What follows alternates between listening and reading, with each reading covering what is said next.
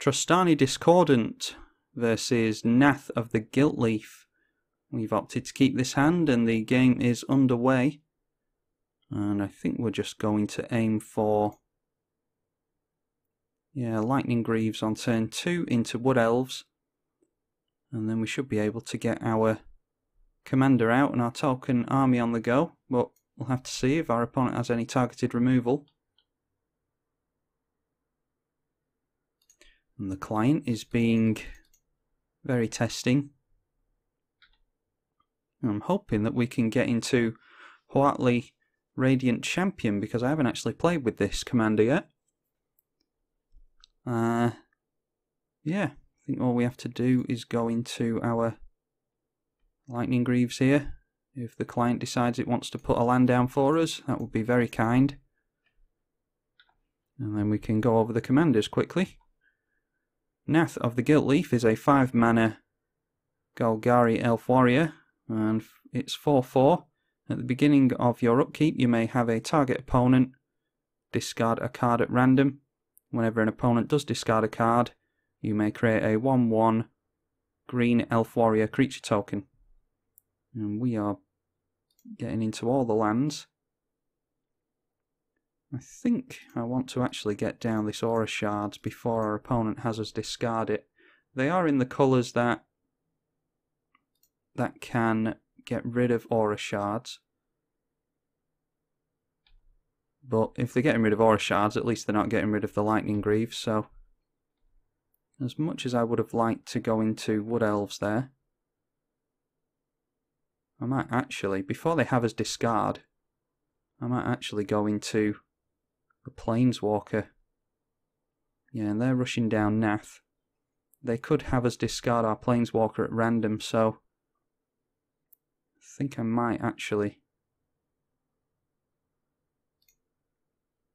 go for our Planeswalker here, although they can just swing in and kill it, can't they? Yeah, well, unfortunately, I think in that case we do have to go for Wood Elves. We can at least get into Intangible Virtue off the Wood Elves. We'll blow up their Signet also.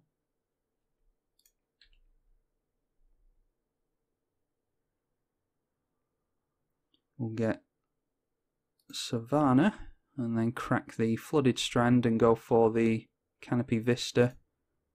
I think will come into play on tapped. I think that's the one where it's 2 basics.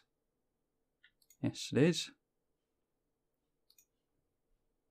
So we'll always yield, and we will not always yes, because we'll accidentally blow up something of our own if we do that. And now we just have to hope that they don't have us discard our Planeswalker at random. And Mind Stab I didn't see get suspended. What is that? Target player discards 3 cards. Okay. The suspend cost is 1. So we're a few turns away from that yet, and we, of course, don't you know it? Out of the 3 cards, we discard the Planeswalker. We've at least got a land for next turn. We can get down our Trostani Discordant, and we will have some 3/3 lifelinkers to play around with. And they're going to struggle getting down artifacts and enchantments. Spectre's Shroud. Whenever the equipped creature deals combat damage to a player, that player discards a card. All we do there is chump block. We don't care about keeping Wood Elves around.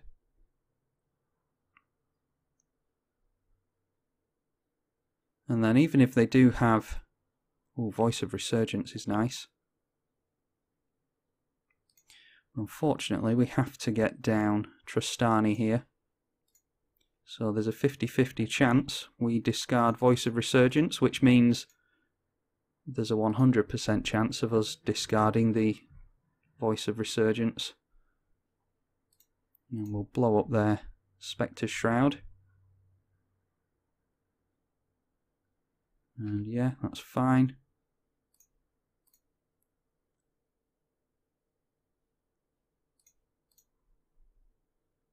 And we'll say yes. Everything else will fizzle. We'll get the Greaves onto our Discordant. And now they have to be careful about swinging in, but they will not have to be careful about having us discard, because they don't have to pay for it, of course. And we're going to discard a forest. Oh yes, that's good. That means that we can get more token generation. It might be that the Voice of Resurgence only gives us 1 token when it dies, but that's better than nothing. And for 2 mana, it can be a very big token. And it does potentially keep them from trying to do things on our turn. That's the whole point of the Voice of Resurgence. So if they want to go for the throat or cross and grip, anything like that, and they're going to have to be careful.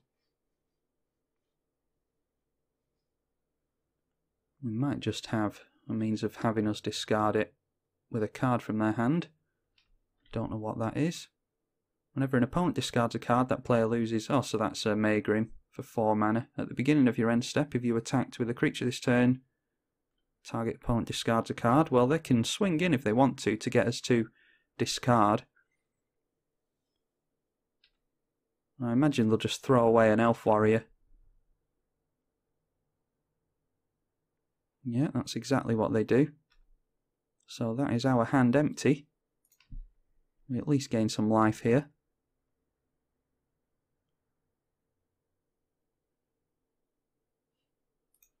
And we discard the Voice of Resurgence. And that instantly replaces the Elf Warrior.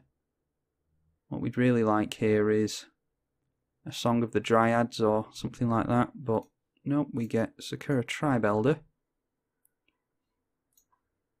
which at least gets us to blow up the Raider's Wake. Aura Shards has done a lot of work for us this game. And unfortunately Nath is a 4/4, so they can't get us to discard any more cards. Which means Nath is somewhat nerfed. Because if they can't get us to discard cards, then they can't get us to then they can't get some Elf Warriors. They only have 2 cards left in hand. So if we get to a point where we can just cast anything that we draw into, we're going to be at 3, 6, 7 mana. So that is pretty much anything we draw into we'll be able to cast. And I don't imagine they want to wipe their board. So we might not be in as bad a position as I thought we were. The artwork on these things is really nice. Right, so we are looking at Elvish Tribal.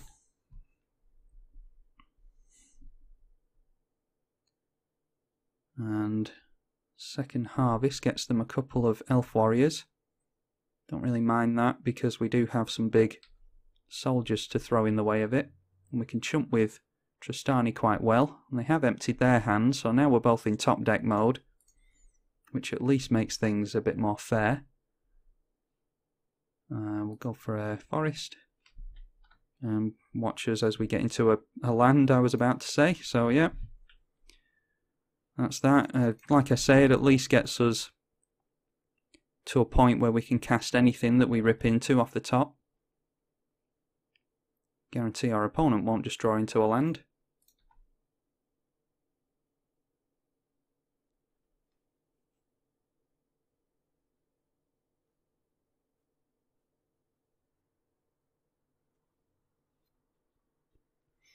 They're free to swing in here if they want to, I don't actually mind. Okay, Gavany Township is actually pretty good. If we have to draw into a land, then Gavany Township is really nice. I don't think... yeah, we get lands, our opponent gets Vampiric Tutor. Fair enough. Not sure what our opponent gets here. They might have some kind of one-sided board wipe. Plague Wind, I think, costs 9 or something like that. They have 4, 5, 6, 7 mana. Not going to swing in, I'm just going to hold back. Because I think they can block more profitably than we can attack.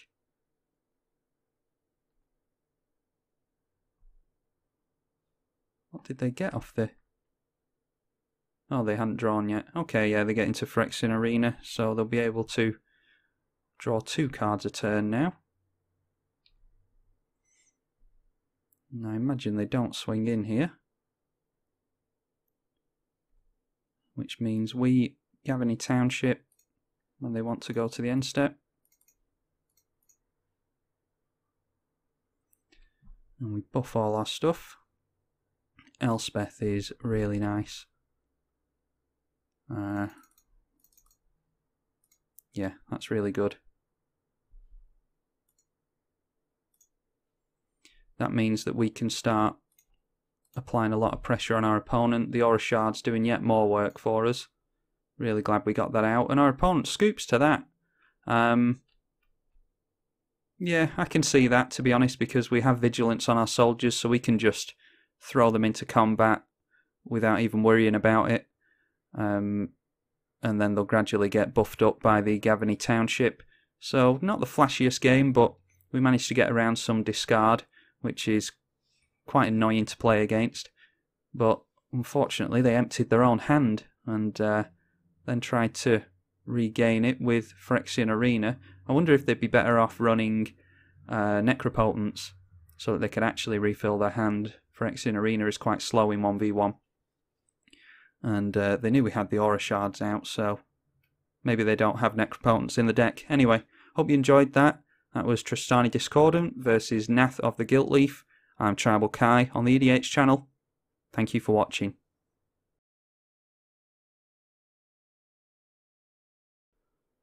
Trostani Discordant versus Salkinar the Swamp King. Never heard of him. And we'll pass over to our opponent. We're on the draw, and our commanders decided to vanish, which happens on Modo for some reason. I don't know why. We just get out this land, and then we'll talk about the commanders. Our opponent wants to pass. They do. Oh, Scattered Groves is a good land to get into on turn 1, with it being a tap land. Okay, Trostani Discordant is a 1/4 for 5 mana Dryad, and it has an Anthem stitched to it. At the beginning of our end step, each player gains control of their creatures, and it enters with 2 1/1 White Soldier creature tokens with lifelink, which of course enter as 2/2s thanks to the Anthem on Trostani. We have plenty of lands to play, so I think it's good to get into... I think we'll go Monastery Mentor, and then Oketra's... well, we'll see about that. We need 3 white mana to get into both of those. Need to try and work that out. If we get into Oketra's Monument next turn, then we'll have 5 mana the turn after. That'll be 1, 2, 3, 4. But we won't get any tokens off the Monastery Mentor that way. Anyway, we'll see. We have Salkinar the Swamp King, 5 mana for a 5/5. It has Swamp Walk, and whenever a player casts a black spell, our opponent gains a life. We don't have any swamps in play. So I think...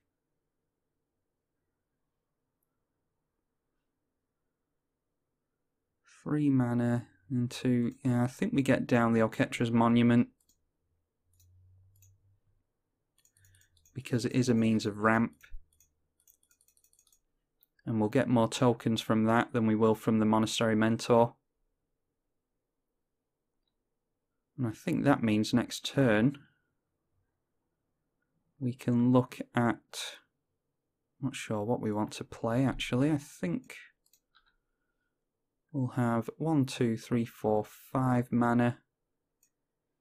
Might just get into our commander. And our opponent's got down an Apprentice Wizard, another card I've never seen. Blue and tap to get 3 colourless mana. which is very powerful.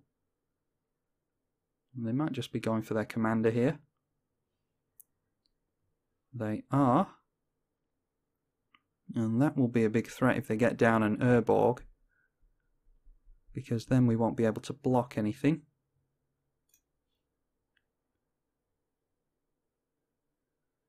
I think we can go for 1, 2, 3, 4, or 1, 2, 3, 1, 2. I think that's a better way to go. Although no, we don't have enough white mana to do that, do we?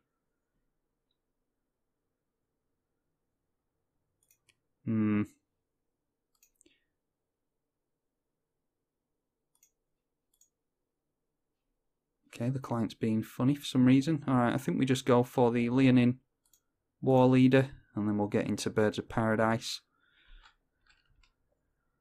And we do get a warrior token from the Oketra's Monument. Criminally underplayed card, Oketra's Monument. I've been playing it since release. I put it into my Teysa Orzhov Scion deck just to give it a whirl. And yeah, it does a lot of work. Not only does it make your white creatures cost less, which is obviously good in a build that has lots of white creatures, as we do. Not only in the Teysa deck, but in this one. But it also gets you lots of white tokens. I mean, we just played a couple of creatures there for a grand total of 4 mana, and we got some tokens in the deal. And if we go for our commander next turn, I don't know what that is. When it enters the battlefield, tap the enchanted creature. The enchanted creature doesn't untap during its controller's untap step. And at the beginning of the upkeep, the enchanted creature's controller. At the beginning of the upkeep of the enchanted creature's controller, this is wordy, that player may pay 4 to untap that creature. Okay, well, we're not going to do that. I think we'll just take a hit for 4 here, because I'd like to swing back at them.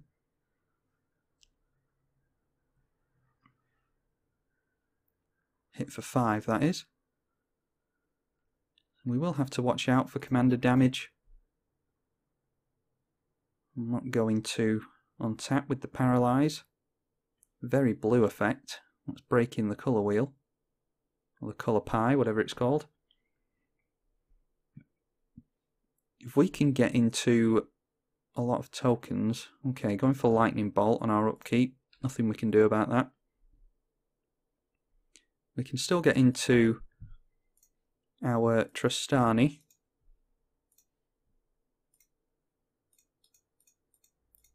And I think we're on the Crater Hoof plan currently.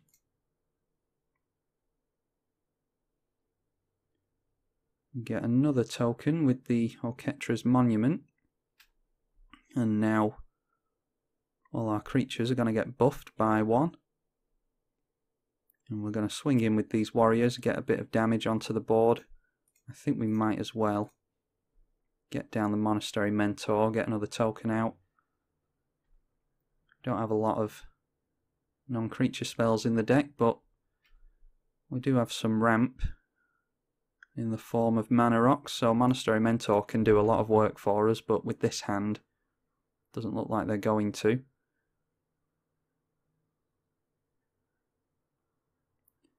And if our Trostani costs 5, 7 next turn, but 6 with the Oketra's Monument, and that is 3, 4, 5, 6. I might actually throw our commander in the way of theirs, just so we can recast it again next turn.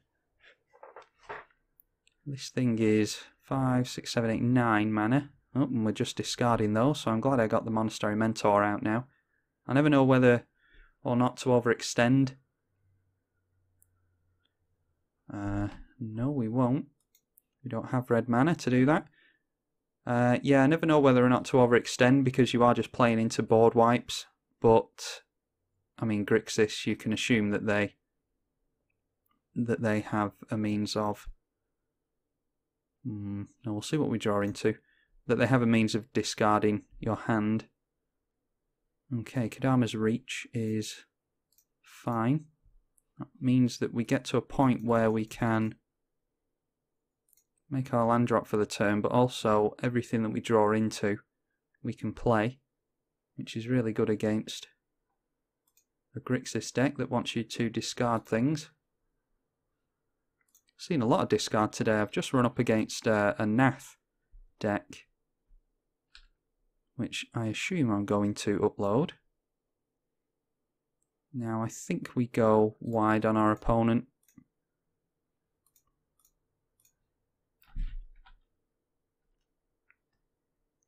And we'll get 2, 4, 6, 8, 10 damage through. Puts them on a 3-turn clock if we manage to keep it up. I might go for the Leonin War Leader next turn. We block a Vigilance, we get a couple of life back. And they could really do with an Urborg, so that they can start racing us to the finish line with this thing. Another 4 hits from that would kill us.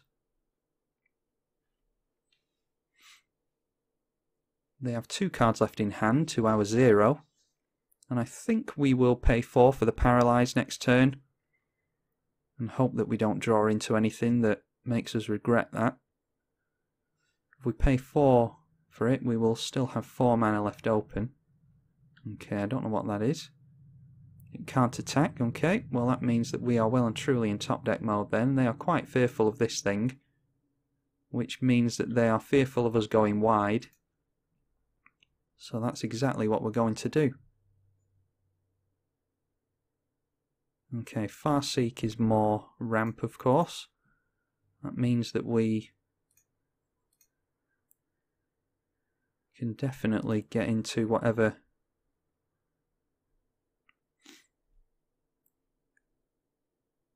we draw into, we'll be able to cast. Where are we? Canopy, Vista. No, we'll get down the Shockland. Excuse me, sneezing. Yeah, don't need to pay the mana for that. Pay the life, not the mana. And yeah, we can just swing in with everything. And if our opponent decides to kill our Trostani, we can just play it again.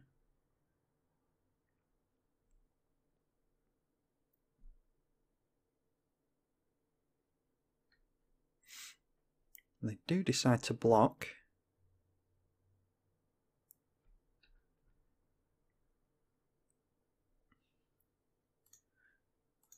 So I think... Excuse me. Wow, I never usually sneeze at all. Yeah, we can get into our commander again. And then we of course get another Vigilance token. And it looks like we're successfully going wide on our opponent. They are in top deck mode, same as us. So unless they get into a board wipe here, I think we have the game won. That's Toxic Deluge mana. Nope, it isn't. That is a vanilla Zombie Knight, 2/2 for 3 mana. Yeah, not trying to cast shade on our opponent, but that is an awful, awful creature. But looks like they were playing really really old cards, so maybe that's kind of a theme of the deck, that they wanted to play really old bordered cards, old artwork and stuff. They obviously have an inclination towards old artwork, which is fair enough. That one looks like a Bob Ross painting. Anyway, Trostani Discordant versus whatever this is, Salkinar the Swamp King. Hope you all enjoyed that. I'm tribalkai on the EDH channel. Thank you for watching.